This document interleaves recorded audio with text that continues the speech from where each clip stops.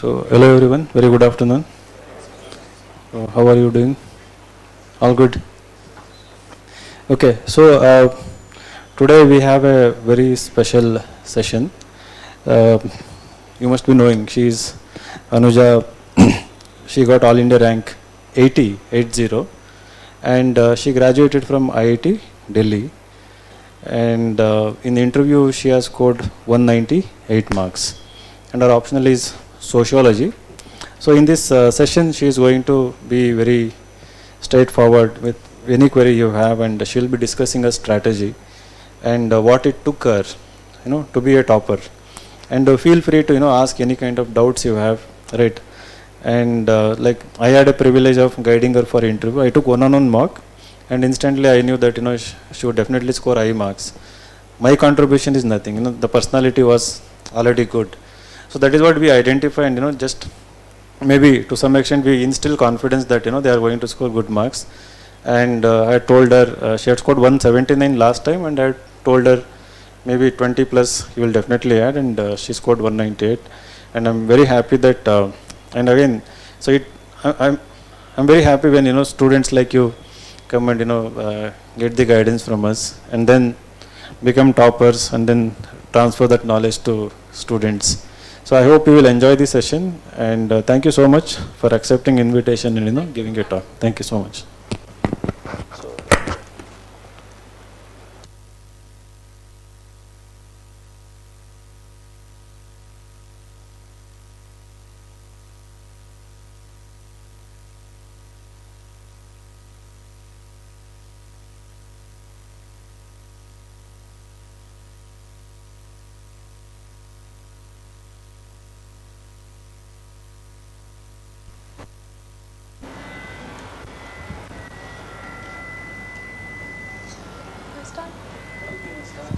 Okay, hi everyone. My name is ANUJA. I am AIR 80 this time. I gave my first CSE exam in 2020. I graduated in 2020, and then I sat for my first CSE exam. I cleared my pre in my first attempt, but I didn't clear mains. After that, I was working, so I quit my job after that, and I gave 2021 attempt. 2021 attempt, I got 241 rank, and IRS service.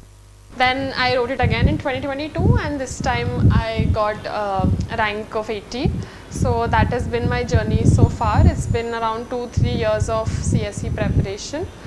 My option is sociology, and it has been sociology for 3 years. And prelims I've cleared. Forest prelims I also cleared twice when I was filling forest exam. So that's about me. I think I will discuss in short about my prelims preparation and just 2 or 3 key things that I would like to share. I'm sure everybody knows the basics, so I'll just add what my personal experience has been and what has helped me, and then 2-3 key points on mains examination. And then I think we can do a Q&A, because I think most of you all have questions, that targeted questions that would be more helpful. If I'll answer them to the best of my ability. So that's that.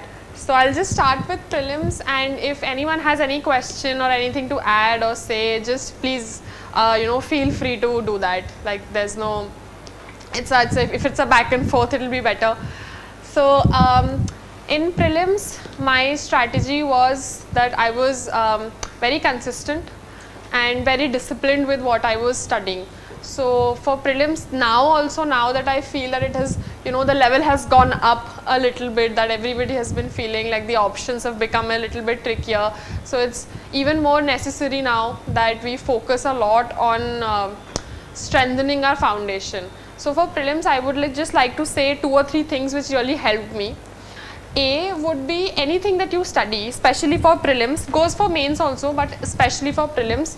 If you're studying anything and you're putting some time into it, for example, you have something on, let's say, geography, cyclones, right? So anything you study, you have to study at least 3 times for it to stick in your brain.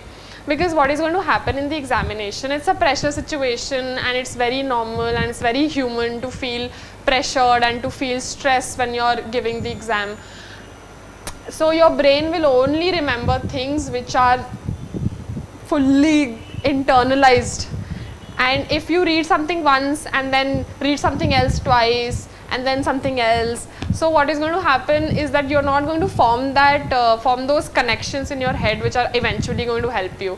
So whatever you pick up, whatever you feel comfortable with respect to sources, please read it once, read it twice and write it down. Make mind maps, close the book and try to write again, try to replicate it. Any diagrams, mapping especially, write, read, discuss. Whatever senses you can use, the more senses you use, the more you remember. If you're only reading, you're remembering this much. If you're writing also, then you're remembering more. If you're discussing it with someone, you're remembering more, right? So engage more senses, do multiple revisions from the same source, or expand or subtract a little bit as per your mock exams and how you're doing, etc. That will help you with the content part. Secondly, this is more of like a practical tip that helped me, was that you should know what to prioritize and you should be able to do a bit of an 80-20. So what an 80-20 entails is that 80% of your marks are going to come from very limited syllabus that you're going to cover. For example, if your strengths, and my strengths were polity, because straightforward again, right? Polity is not going to change, constitution is not going to change. Whatever they ask is in constitution or polity very set. And economy. Economy also, the relationship between repo rate and interest rate is not going to change. What is BOP, what is import export, how does this affect currency exchange rate, etc. is not going to change. So polity, economy, and for me it was ecology, whatever 3-4 things which are easy for you, focus on that and make sure you have greater than 95% accuracy in those subjects. Because now that the paper is getting a little bit trickier, it might be very difficult to eliminate, and it might be difficult to come to answers in subjects which are, a little bit tricky. Ancient, medieval or art and culture perhaps for me was a little bit difficult. I was not from a humanities background, I was from a science background. So those I could only solve because of elimination or random connections that I had made.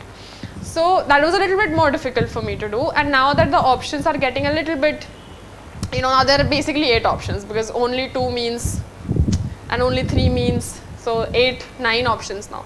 So for that you need to focus on the easy part, and the easy part should be so good that you don't miss any low hanging fruits at all, and it is very doable. It is doable to get 90%, more than 90% accuracy in polity, lakshmikant, in modern history not so much, economy, etc. So focus on that would be my second advice, would be my experience in prelims preparation. And thirdly, in prelims, there's also one more thing that helped me, was when you're analyzing your mock tests, mock exams. So for what happens for a lot of people, for us, is that we get stuck in, like, for example, 70s. And whatever tests you keep giving, you get 70s or 80s, and you're not able to get into 90s or 100s. And you don't know what to do, because you're studying, you're giving exams, but you're still stuck in that cycle. So for that, I felt that whenever you are analyzing your mocks, whenever you are analyzing your tests, whatever you've given, make sure that you just don't add, this much I've done correctly, this much I've done incorrect, and these are my marks, and test analysis is done. I have looked at all the questions that I've done incorrectly and added to my notes, or I've memorized them, and next time I'll do it better. This will help you with content, yes, but this will not help you in appreciating how your test giving capabilities are. You have to improve your test giving capabilities. So for that, what you need to do is, whenever you are analyzing any test, have an Excel or like on a paper, draw a table, and whatever questions you've done wrong, also analyze why you have done those questions incorrectly. For example, there could be 3 options. Either you didn't know, I have never looked at this word. This word means nothing to me, so I had no idea what this was, and either I left that question or I did that incorrectly. I did some random tukka and it didn't go well. That's okay. That is one. Second could be that I studied this topic, but I somehow forgot some part of it, so I had incomplete information, so I just did this incorrectly because of half knowledge. And third, which is the most dangerous, is silly mistakes. That you don't read question correctly, incorrectly, correctly, you didn't read, or maybe two similar sounding words were there, and UPSC does a lot of this, like two similarly sounding words will be there, and then you just think of the alternate one and do it incorrectly. So 3-4 reasons why you can get that question wrong. If it's the first reason, that means your content, and first reason is getting repeated very often. It is possible that you don't know, that's okay. But if it's getting repeated very often and you're still stuck in 70s and 80s, then maybe your content needs a little bit more diversification, or maybe there's some syllabus that you have not covered. Very little diversification, again very important. There's no need to read multiple books. Secondly, if it's incomplete information, that means there's a problem with revision. There's a problem with retaining, and that you can solve by doing more recall. Revision, I feel, is done best if you are recalling rather than reading. If you've read something, let's say you read this page, now you close it, keep it, and try to recall. And do this exercise as many times as you can. The more you recall, the more you sit and put some stress on your brain, the stronger those connections get, instead of just reading it time after time. So if there is a second issue, then your revision is a problem and you need to revise in a better manner, or you need to revise more. If it's third, then it's a problem of test giving awareness. That when you're giving the test, you're not reading it properly, or maybe you're pressurized, or maybe you're nervous, you're not confident enough. So that is how you identify the problems that you're having, and that is how you move from stagnating at a particular level to the next level. So that's the third thing about prelims. Fourth thing, as I always say, PYQs are your best friend in prelims. I know that the pattern is changing, but the pattern changes. It is like that. UPSC is never going to be like this. They will do something or the other. But PYQs and syllabus both are the only insights that we have into the minds of a UPSC exam setter. We don't know anything else. Just the PYQs and the syllabus. So whenever you want to test yourself, whenever you want to practice, make sure that PYQs are your go-to. Always do all PYQs for all the subjects, at all the units, chapters, everything. Solve PYQs. Don't solve PYQs like A, B, C, D, okay, wrong, right, and I didn't know this, so now I know this and I'm all done. PYQs, all keywords, try to Google them. Wrong options, also Google them. Because UPSC has this habit of picking up things somewhere from some PYQ, adding more things and then framing a new question. Sometimes they repeat also. This will help you gather themes. It will help you know what to prepare for prelims, like what should be the main things that you should be focusing on. And secondly, it will help you predict what kind of keywords or what kind of questions might get repeated. Both of these are very, very important. So do that. And apart from that, just please be consistent. Please be methodologic. Please have a method. Whenever you're studying, make sure that 100% of the syllabus is getting completed. You are on track. There is some plan. It could be flexible. That's okay. You should have buffer days. There is no need to just pressurizing yourself too much. There's no need. Have a plan. Keep buffer days and just stick to that plan. Keep talking to the faculty. Keep talking to your peers. Keep having discussion groups. Keep yourself updated with current affairs. And prelims is something that you will understand how to crack. It is not just about knowledge. It is a mental state which helps you do it. And confidence is a very big key in that. So that was about prelims. If anyone has any questions about prelims, we can talk about that.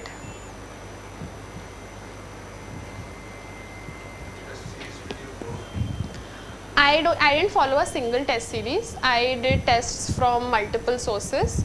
So you can follow any test series that you like. It's not most of them are similar. Main focus should be on PYQs.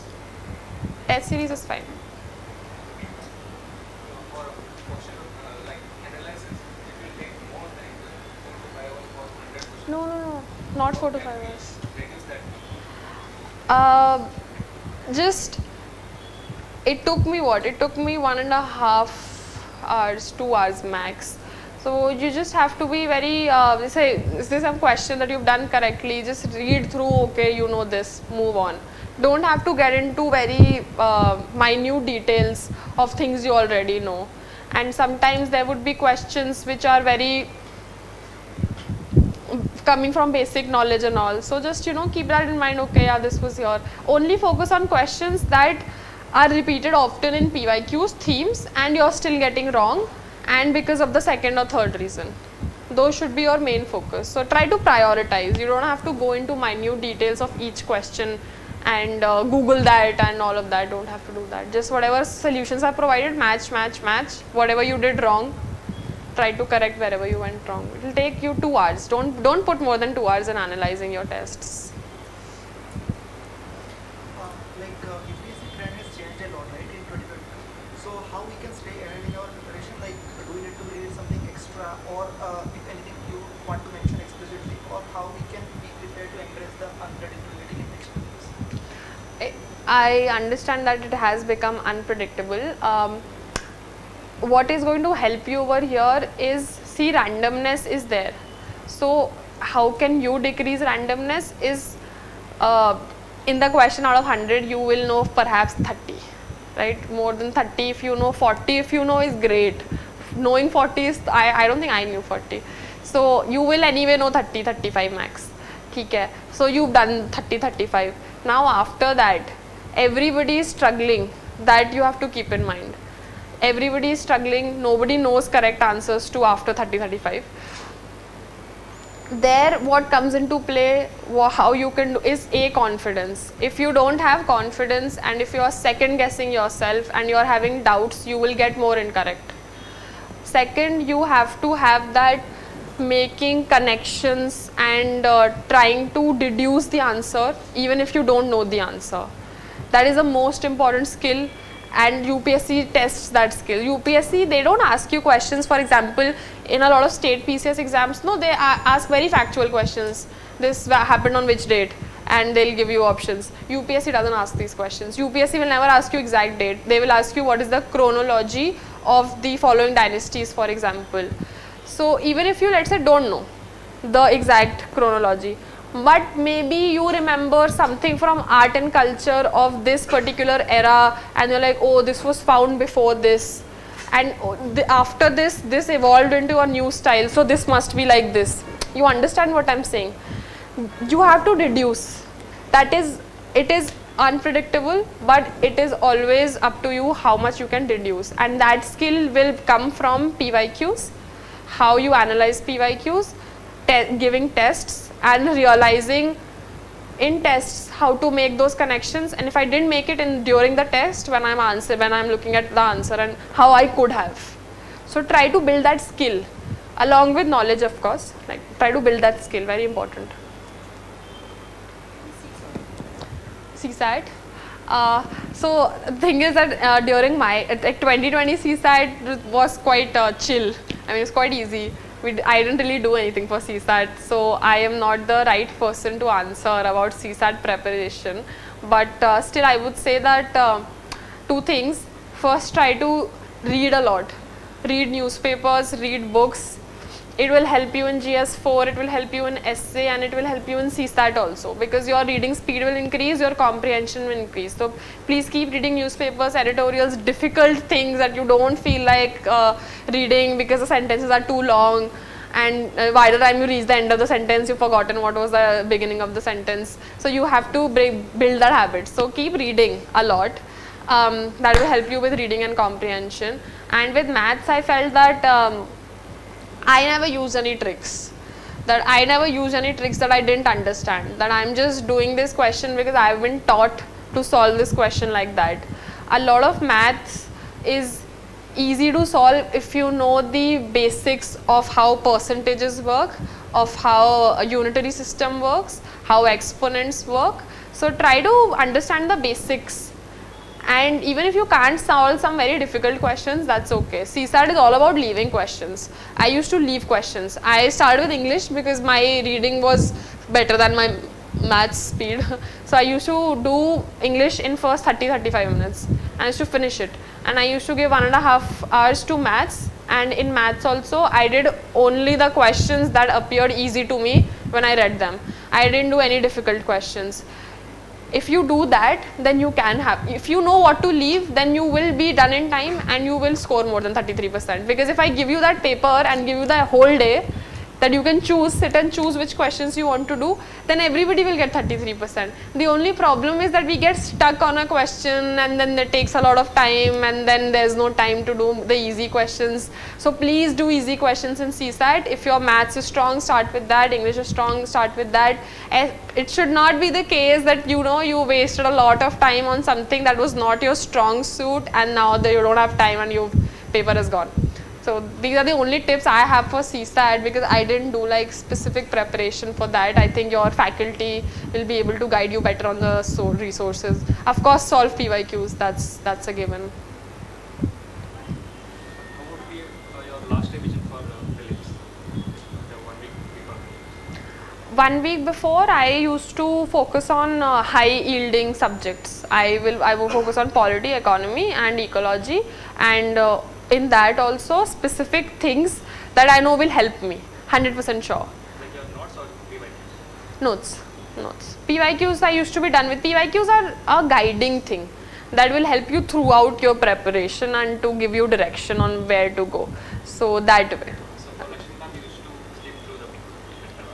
Lakshmikant, I didn't make notes. It's up to you. A lot of people make notes from Lakshmikant also. I made them, but I never used them. So because I had highlighted in my book. So I used to skim through and read and I didn't, if you just have 1 week, then I think you should just go through the first part of the book, which is features of the constitution, fundamental rights, DPSP, etc., parliament, president, max. After that, it's less important. So focus on the most, it's an 80-20. Focus on what will fetch you most marks. How many tests you solved for prelims? Prelims, I solved, I think I gave 15 sectionals and I think 5 to 10 full lengths. I tried to cover entire prelim syllabus through sectional tests, and when I was done with that, then I gave few full length tests. So that worked for me. Thank you. Like reading current affairs, how we have to relate that to prelims perspective and mains perspective? Should we do this? See, current affairs is a little bit different for prelims and mains. For prelims, you have to be focusing on the keywords and the proper nouns in the current affairs, that this satellite is launched from this and this is this, launch vehicle is this and blah blah blah. For mains, you have to focus on remembering that piece of current affair, that this satellite was launched. That is more important, and the whys and the hows a little bit. So slight difference in how you study current affairs for both, but you can do it at the same time also. When you're studying current affairs in your head, you should know that this is important for prelims, and if a question from mains come, I will write this point, so I'll focus on 2-3 points more. I made notes for prelims current affairs. I used to make notes, so I used to, like, if it's a 1-page current affairs, my note would be like this much, only the name and very 2-3 points, just prelim specific, that I can do word association. I was fully word association in prelims. Mains time, I did not make current affairs specific notes. I had themes, and in those themes I used to incorporate whatever current affairs I was studying. So I did that after pre. Since you were mentioning about current affairs, I just wanted to be more specific with sociology. How did you read Hindu articles with keeping a sociological perspective? Did you do that and make notes about how was the whole strategy? Yeah, so current affairs is very important for sociology, I would say, because either they ask you questions directly from current affairs, or you can include those current affairs in your answers and have very great value addition. So definitely do that. How to do that is the first type of questions in which they ask you about current affairs in the paper. For example, they ask about farmers movement or work from home. So it's very confusing what thinker to write. We don't know, it becomes a GS answer, then it just becomes a bad answer. So in that, what you should build is a habit of applying the 5-6 main thinkers from paper 1 and 3-4 main thinkers from paper 2 in those current affairs. So whenever you are reading current affairs, for example, you are reading work from home and you are reading about how people are working from work and how is that changed, etc. Your mind should be able to go to alienation by Marx. This is, if you're talking about something work from home only, your brain should be able to go to Merton's dysfunctions, functions, right? So your conceptual clarity in those main thinkers should be clear. Apart from that, you should have 3-4 thinkers extra that you can add for a risk society. I used to add everywhere because risk society, pandemic, it can apply everywhere. 2-3 more and 5-6 main thinkers, and develop a habit of applying them whenever you're reading any current affairs. Apart from that, if you're reading any article and you find some sociologist and some sociological study, that you can add to your notes. Like every Hindu article you made a sociological angle, or did you try to force fit a sociological angle into an article? Not all current affairs, just those which were based on themes that I thought could appear in sociology's paper. For example, I wouldn't do that on a science and tech, very focused science and tech current affairs. There's no need to do a sociological analysis of that.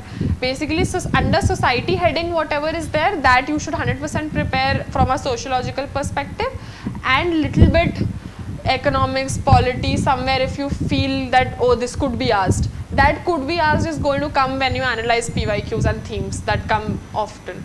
And even if you come across some current affairs which you have not prepared beforehand sociologically, since you've done this exercise so many times, you will be able to do this in the exam. One more follow-up. So between prelim, today's June 16th, that mains is on 15th September. Especially with respect to optional, what were you focusing on? Like, what were you doing in these 9 days? So first thing is that the standard questions that come, and they come every year, should be polished to perfection. Like if somebody is asking you Durkheim's religion study, there is no space for us to score less than perfect marks, because there's no reason to.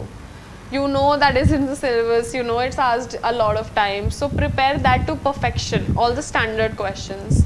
After that, the non-standard questions are based on current affairs and contemporary, or maybe just random things. For that, application helps. The application part that I explained earlier. So for that, you have to develop application. That you will do if you keep doing that exercise of current affairs, sociological analysis, current affairs, sociological analysis. And if these 2 things you've done, you've already done a very, very good job. Now, if you want to do, you can do certain value addition from newspaper and some from here and there, a couple of studies if you found. If you can read more about, I think, feminist scholars and try to add a feminist perspective to things, critical perspective to things that people usually don't add.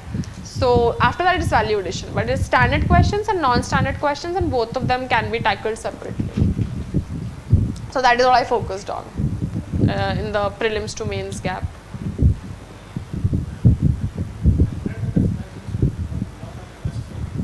Sorry, I can't hear you.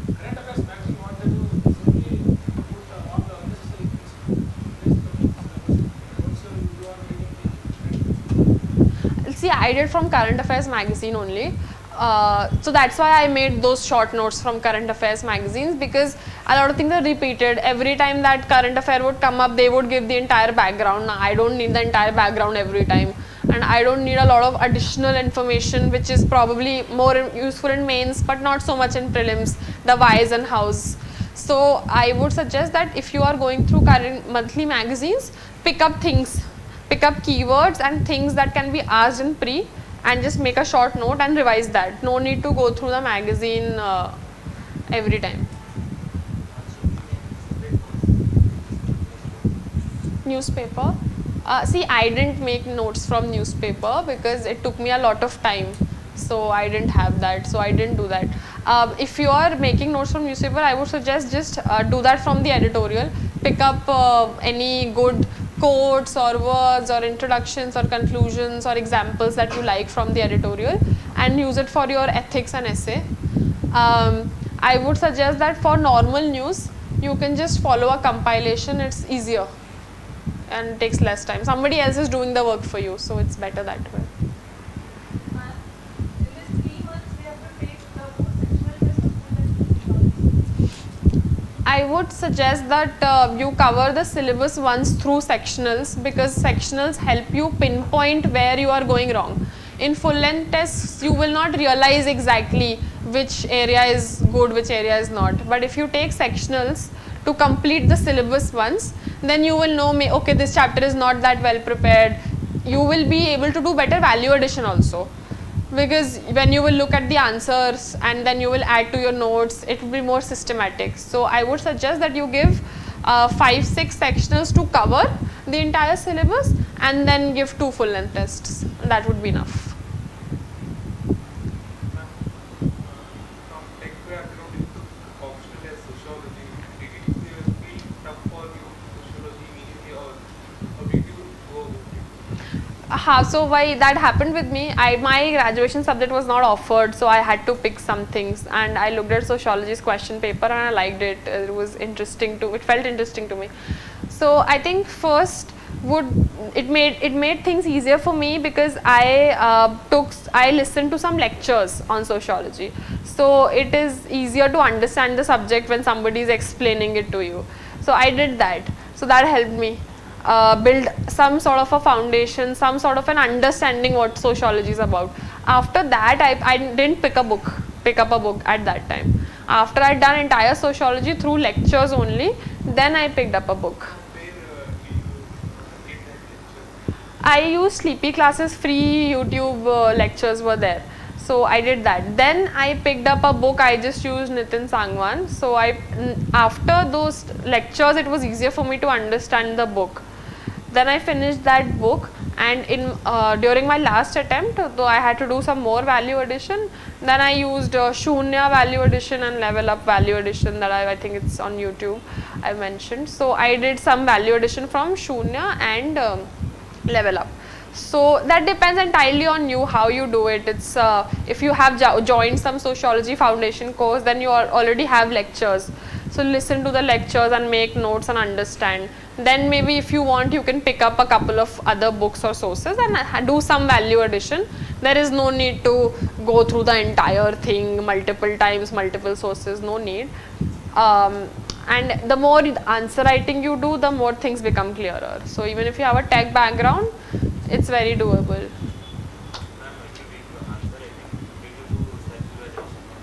Answer writing?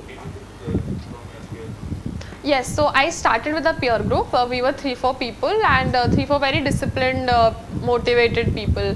So we used to do, I think, 3 answers per day, and we used to check it amongst ourselves. Then maybe you can, today there are a lot of programs run by coachings also where you can do daily answer writing practice. So that is also possible. Maybe 3-4 people can join one answer writing program and have check their answer among themselves and get it checked by somebody else also. Both these work, and this is really helpful. I would just suggest that if you are doing daily answer writing, it is going to compound like anything. Other than this, which other sources give you refer for sociology? I use Shunya IAS sociology notes, and I used Level Up test series, so their answers. So value addition from that. Level Up test series is another test series by another coaching. I used that test series, and I used Shunya's notes. Shunya has notes and PYQs both. So you can look at that.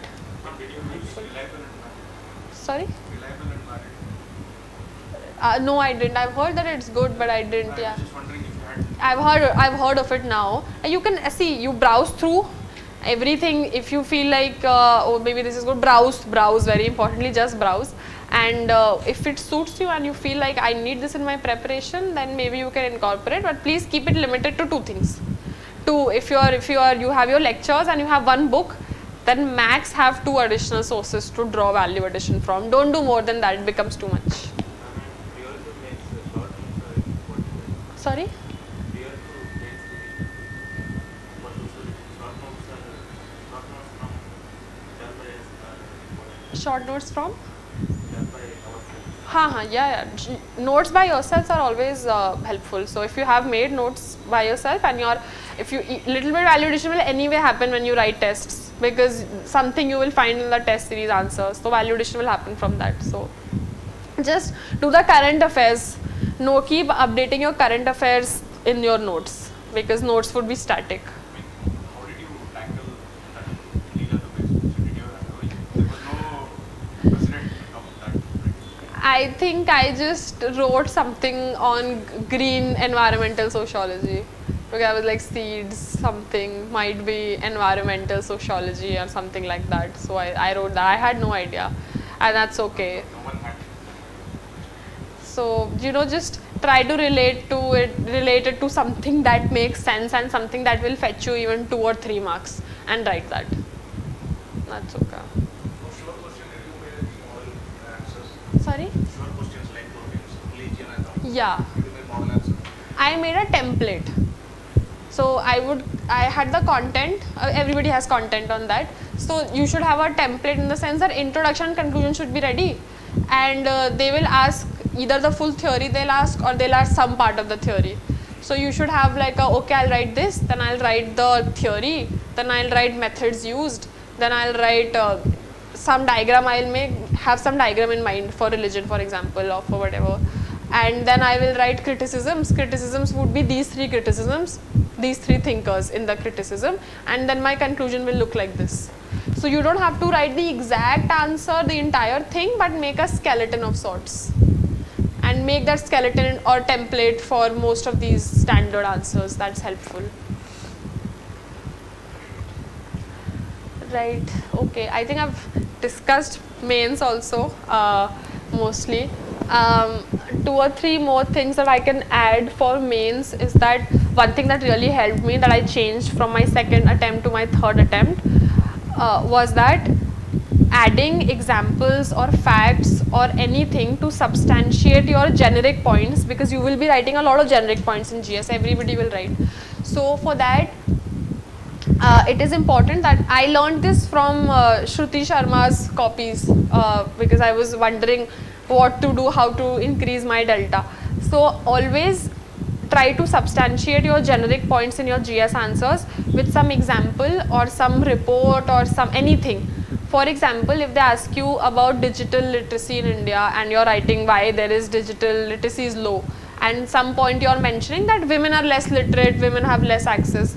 So you should have the point in your head that how many women have access to internet in India. You have to have it. Or if you don't have it, then you should have at least census data on how many women are literate, right? So there are levels. You might not know a very good example. You will not know. For everything you can't know a very good example, and that's okay. Try to remember as much as you can, but even if you don't remember an exact example, try to give something to substantiate your answers. It will give you 1 mark extra in every question, and it will really elevate how you do your GS prep. And that has really helped me in GS 1 also and 3 also. Secondly, this is also something I mention all the time, is that there are certain small topics such as internal security or disaster management, etc., in which you will for sure get 2-3 questions in the exam. People neglect these topics because there are more important topics to focus on, like economics, but economics will not give you the short marks that these will give. Disaster management will take you 2 days max. Half of the disaster management you already done in geography. Earthquake, cyclone, you know the geography part of it. You can draw a diagram, define that disaster, etc. Very little value addition if you do, then this question will be sorted and you'll get very good marks. So again, this is a low hanging fruit. Please do all the small topics with equal dedication and perfect those answers. These are very small topics. They can be perfected. Internal security answer should be perfect. Why not? You can do it. Naxalism question is going to come. You know, money laundering will come. One of these 2-3 will come. Money laundering diagram should be there. You understand what I'm saying? So perfect these small parts so that there is no up and down in these questions. Up and down is okay if they ask you James Webb telescope. No, we don't know that much about the James Webb telescope. You write 2-3 points, then you do whatever you do and fill it. But this is where these questions will help you. So do that. So this is the second thing. Third thing is always remember that whatever subject you are attempting, for example, if you are doing geography, there should be a diagram, right? So whenever you are studying geography, always study it accordingly. Like if you are studying cyclone, then you should have in your mind that I have to practice diagram of cyclone. If you are studying El Nino, I have to practice diagram of El Nino. Geography should always have diagrams. It's okay if you can't make it in the exam real time, all of them, but at least you will make in half, and that is very good. History, whenever you're doing, try to do a timeline so that maybe you can make a small timeline in even 1 or 2 questions and it will help you. So subject wise, try to recognize what value addition. So you can't draw diagrams in history all the time, but geography is somewhere you can. In IR questions, map. If they ask you, then you should know a map of, for example, Russia, Ukraine. So maybe you can draw like a Black Sea and a rough thing there, right? That will help you. So these small things will not take a lot of effort, but it will give you +1, +2 in each answer, and that will compound. So yeah, there are 3-4, I wouldn't say hacks, but 3-4 things that you can do which will help your preparation. Everything else everybody knows, you know, study, make notes, revise, give tests, feedback, introduction, conclusion, body, structure, flowchart. That everybody knows, so I'm not repeating that. If anyone has any questions, then I can answer them for mains. See, ethics, again there are 2 parts. Ethics, one part is where you should know the definitions of things. What is crisis of conscience, you should know. What is integrity, etc. Right? So that you can take from any standard book. Definitions should be printed in your head, because ethics is a paper where there is no time. Like time management is the biggest issue in ethics. If you can finish the paper, that only is a big thing. So all these definitions, again, these are standard things. Standard things should be printed in your head along with 2 examples. 2 examples of honesty. Now what people do is honesty, we know what honesty is, so we will not, we will think wahin pe and we will write wahin pe, but that doesn't happen in the exam. So whatever keywords are there in the syllabus, please prepare them with full dedication, definition, 2 examples, done. The second part is the more subjective part, where you have to think about examples and explain quotes and give some philosophy and all of that. So for that, I feel that you should start collecting. That is where newspapers and editorials will help, current affairs will help, essay preparation will help, GS 1, 2, 3 will also help. Start collating examples, anecdotes, studies, some civil servants' lives examples, some public figures examples. Your Buddhism, Jainism and history will also help you here, philosophies, Chanakya, everything, all of that. Start collating examples. So now your concrete basics are also ready and your value addition is also ready. You don't have to think anymore. You just have to, if a question comes, let us say about duty, then you know that I have to write dharma from and I have to write duty ka example, and then I have to give 1 civil servant's example and 1 personal anecdote, and I'm done. This is how fast your connection should be, and this is how you should study. So study accordingly, so that in the exam it doesn't happen that duty hai, now you're thinking what is duty definition, thinking about example, writing 1, forgetting 2. So that, and case studies also same thing. Case study solving everybody can do. Everybody over here has the logic and has the brains to study a case and then decide what to do.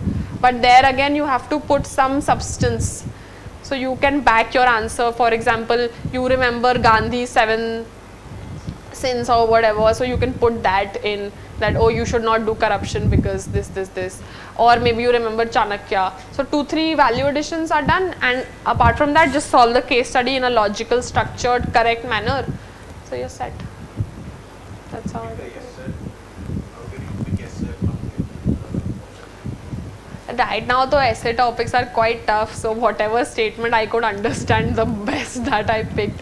I usually prefer to do essays which were more like GS types. Like I would always prefer to write an essay on women's education or agriculture than abstract philosophical things.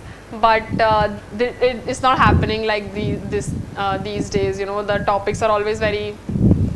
So whatever you can understand, whichever topic you feel you understand, that is most important, because a lot of time people pick topics that they don't understand and then marks just go.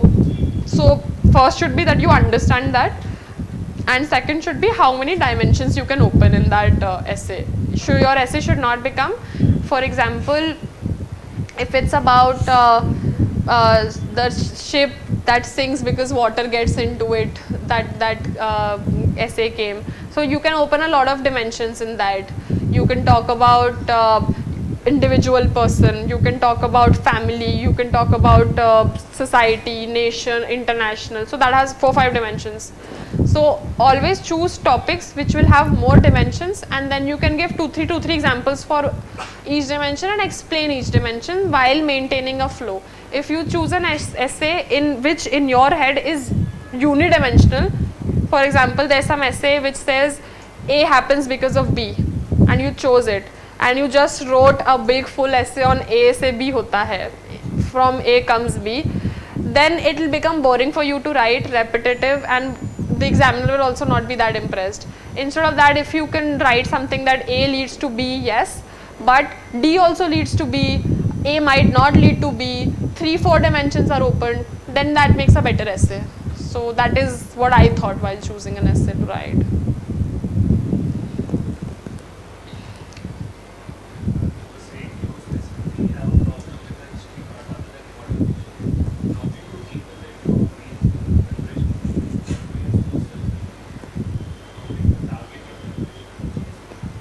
See, in mains it became a little bit easier, because for my problem was that they would ask very random factual things in prelims, ancient, medieval, and I just couldn't remember. But in mains things became a little bit easier because there were themes, and themes are 100% there. Anybody can look at the questions and tell you that there are themes, that you need to know temples, that you need to know Bhakti and Sufi literature. So I just focused on that themes, and as I mentioned earlier, that template and skeleton thing and examples. So I just, for every temple style, for example, just put in your head 2 examples, and that is it. Even if you forget the rest 4, it's not like prelims that they can ask the other 4. Nah, it's up to you.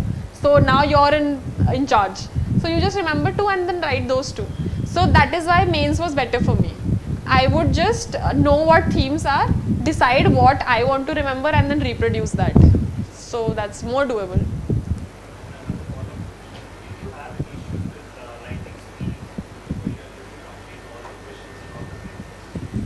Not in the mocks. I think the first mock I gave, I think I could only write about 12 or 13 out of 20. And I improved slowly. Even at the end, I could write, I think, about 18, 19 max, never 20 in any mock test. And the only time I've written 20 full questions is the real exam. But then again, like, try to do 20, of course, you should always strive to do 20. For that, I used to then just, in the beginning, to complete paper on time, then I started to write above average answers in the questions that I was not very confident in, and wrote excellent answers in only questions that I was confident in. I think that really helps. In mains, always try to answer questions that you know best first, because you will be fast, you will be confident, you will not waste time, and the questions you don't know, anyway you are going to write some random things. So it's better if you attempt it at the last and write random things which we were anyway going to write, and that way your paper will get finished. So try to build that order of attempting. So my interview was Preeti Sudan ma'am, and very sweet. She was also very sweet. The panelists were also very polite, very sweet. I had no grilling, nothing. My interview was mostly DAF based. I was the second last to go in the morning session, and it was, why did you leave your job and why do you want to do civil services? She asked me about women in STEM since my background was science, that why you want to leave STEM since there are less women, you should continue in STEM. They asked me about my internship project, what did I do, what is its status now. They asked me about why I left my job and why so they said it's a great company, why would you leave such a great company. Then they asked me, if I was a recruiter for your company, what questions should I ask? So like there was a role reversal thing. So I think I said 3 questions, and then he said, "Though, so you answered all of these in the interview that time when I started for placement." So I said no, and then he laughed, and it was very chill. And then they asked me 2 questions from sociology, difference between caste and race and difference between caste and tribe. Very standard questions from sociology, nothing too different. And then they asked me about what is happening in Pakistan, what is happening in Sri Lanka, how is it different, how is it same. 2 or 3 points about national education policy. Yeah. So they were like a group of like uncle and aunties who are interested in what you're doing in life. Like very sweet also, beta what's happening types. So I had a very good experience. I don't know how much marks they would give me eventually, but I came out very happy. So that was that. When you saw the 2022 paper, the case studies were radically different than what were asked before. So did you have a strategy before for this kind of paper? So my main issue with the case studies was that it was too repetitive. Like all of the case studies were, so I had prepared a template for corruption, for example, that if corruption case study comes, introduction, I'll write this, 2-3 thinkers, I'll write this, and I'll conclude by saying this. But now all the case studies are corruption only, so I ran out of material after writing my first or 2 case studies. So then I started recycling things. It took me a lot of time. So yeah, it was a problem because case studies took up a lot of time. They were not supposed to. I didn't have a strategy for repetitive case studies, but the main thing is that you can still answer it logically. You can give a correct answer. It might not be a very beautiful answer, but it can still be correct. So my main focus was give a correct answer. Beautiful 1 or 2 or 2, 3 were not. That's okay. You can only do so much. It's fine. Case study should be like introduction. Like 1 or 2 lines that you write in the beginning to just introduce the topic types. When the case studies took a lot of time, how did you make it up in the party? Because party was also very big. Yeah, so then I sometimes I wrote short answers. I didn't fill the full 2 page. I would fill 1.5. I would draw a diagram just to fill up space because I didn't have time to write. The good thing was that I had done that definition rectification. So I didn't waste time in thinking of how to define this term. I would just define it, write 2 examples. And defining and writing 2 examples sounds simple, but not a lot of people do it. So I think that is where it just got sort of balanced, I feel. Did you ever feel like demotivated? Because journey of UPSC is very long. So how did you tackle with that? Yeah, no, I felt demotivated 100%. I think 2021 was pretty bad because 2021, I think during second wave of COVID and what all was happening in the world, and then isolation, and then studying, and then that feeling of stagnation that I am here for I don't know how many, and my friends and everybody is just moving forward. So that happens. I feel it's very important that you have friends in the UPSC circle and then outside the UPSC circle, because you feel like this is everything and this is the only thing that exists, and GS1 2 optional test ye wo. But when you talk to somebody who's outside this, then you feel a little bit okay.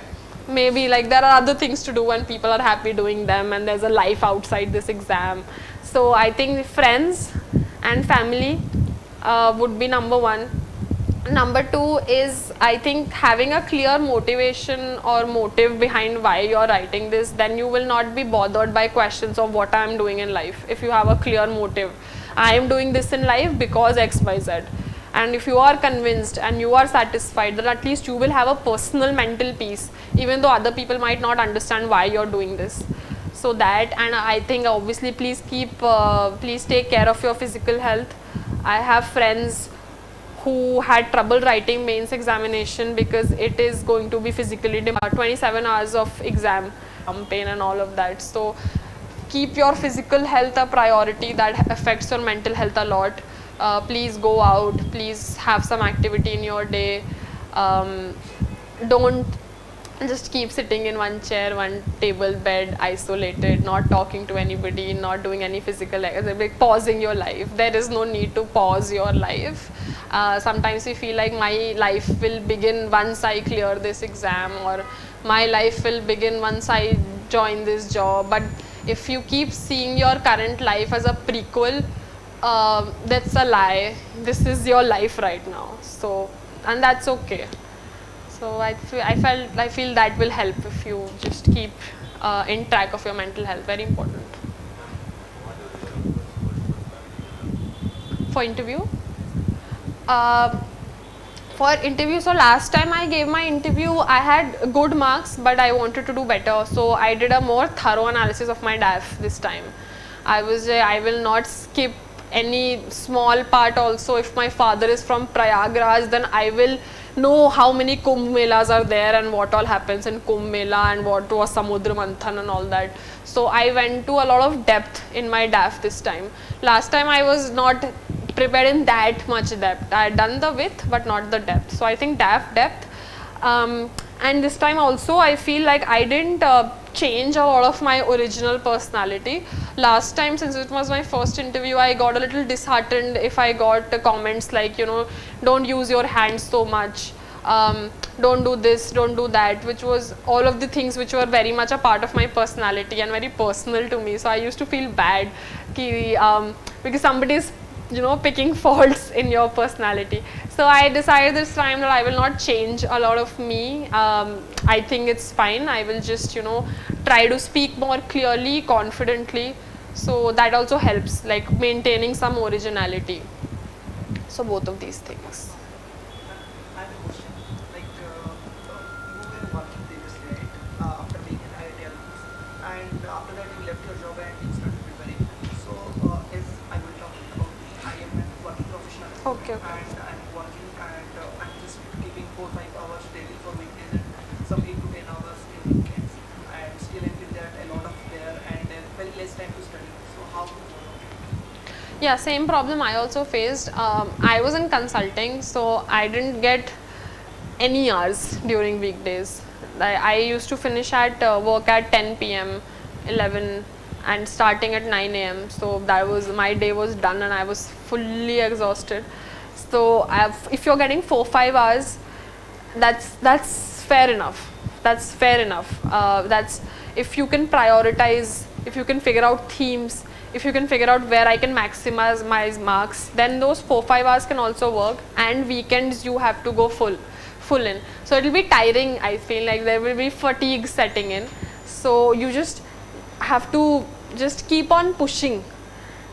Keep on pushing. Fatigue will set in. It is tough, and I have a lot of respect for people who prepare alongside with the job.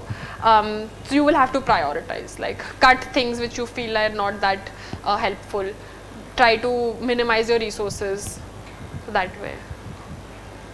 Ma'am, when they asked you about why did you quit your job and started to that, perhaps it might be 2 years or so break. Yeah. So how did you justify your decision? So it was a little bit easier for me because I left my job 2020 end, 2020 November, December. and in 2021 I cleared and became IRS, so there was just a little bit of a gap. So they didn't grill me too much on the gap because I had IRS in the previous year and I graduated in 2020 only. How would someone answer who has more than 2 years? They honestly, they really don't have a problem with it at all. You can just say that I was preparing, and in my first attempt there were some gaps which I covered in my second and third attempt, and hopefully I can make it this time. You just have to be unapologetic. Like, you can't be apologetic about it, or you can't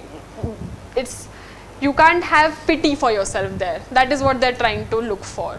If you are confident and unapologetic that yes, I made this choice because I wanted to do this, and I hope that this works out. If not, then I will pursue some other way to achieve my dreams. And that's fine. Like, there's no problem. It's not a disadvantage. That answer was way too generic.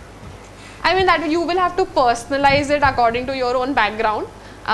For example, you will tell them why you are doing civil services. That is going to be your answer. So why would be like the main goal of your life, something you will say.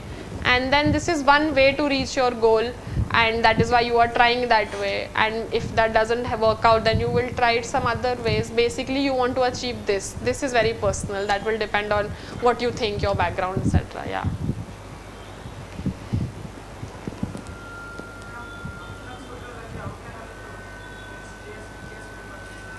Sorry, I can't hear.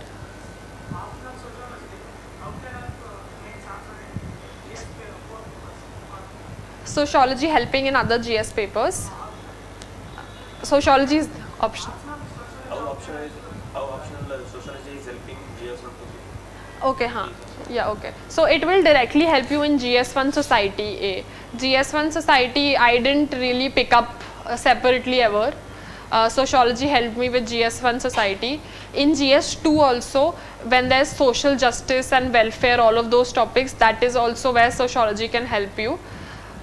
GS4, I used to quote sometimes some studies from sociology. That also helped me in GS4. For example, if they are asking you about empathy, then empathy is something that you have with the society. So maybe you can pick up something, maybe you can pick up Mead. Mead talks about individual and society, and you can quote that little bit. You don't never have to do it too much, otherwise it becomes very apparent. But little bit studies or 1-2 thinkers you can quote from sociology in GS4 also.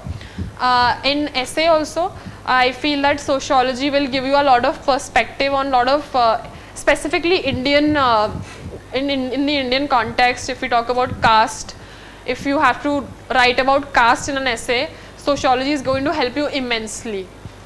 And caste is something that can appear in agriculture also, in women's issues also. Feminism is something that is going to help you a lot in sociology. Apart from that, work and economic is also going to help you a lot, because any economic issues, if they give you an essay about, then you can use work and economic life. So whatever the topics are, that can directly help you in other GS topics. It is quite useful.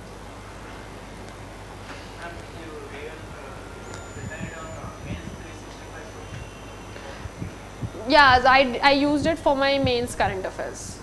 I used to make mains ka chota handout from by myself from that, so it's fine. Okay. Yes.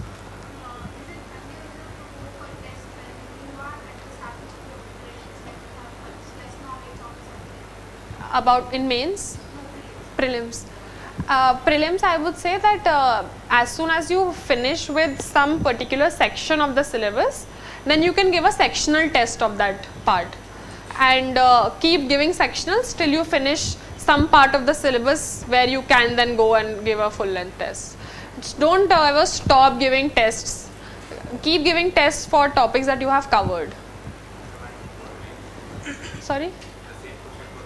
Same perspective for mains also. If you've covered, for example, you've studied modern history, or maybe you've just studied world history and post-independence history, and if there is a sectional test on that, give it. Right. How do you balance between the comparison of the social and completely from the social part? How do you balance it? It depends on where I was in that. But so for example, after pre and mains, that I 2-3 months I had. So that was full-fledged preparation because mains was there in 2-3 months and I had to do a lot of preparation. So that was more intense. But after mains, it was pretty chill because I had my interview very late. So then I was going out and all. So it depends on where you are in the preparation, how much discipline you have. If you feel that you're not very internally motivated, if there is a lack of discipline somewhere, then maybe you have to put more control on how much you're going out and what your social life is. But if you have that internal control and if you have discipline that okay, I'm going out today, that means next 1 week I will not go out, and you can maintain that, then it's fine. So it's personal, but you should have a plan and be sticking to that plan. Everything else, if you can manage along, then that's fine. Okay, yes. Did you ever felt like the difference between mock interview and actual interview? I think I had a couple of mocks which were similar, a couple of mocks which were not. I think it's always good to prepare yourself for the worst also. So even if some of the mocks were very grilling and unlike the real mock, I was at least prepared for that. It can't go worse than that. So that way also it's fine. It's just we should not take it too seriously. I feel like it's fine. It's a mock interview and that's that. So it has no bearing on my life. So it's fine. Right. Okay. So thank you so much for having me, and all the best for the upcoming examinations that all of you all have. Thank you.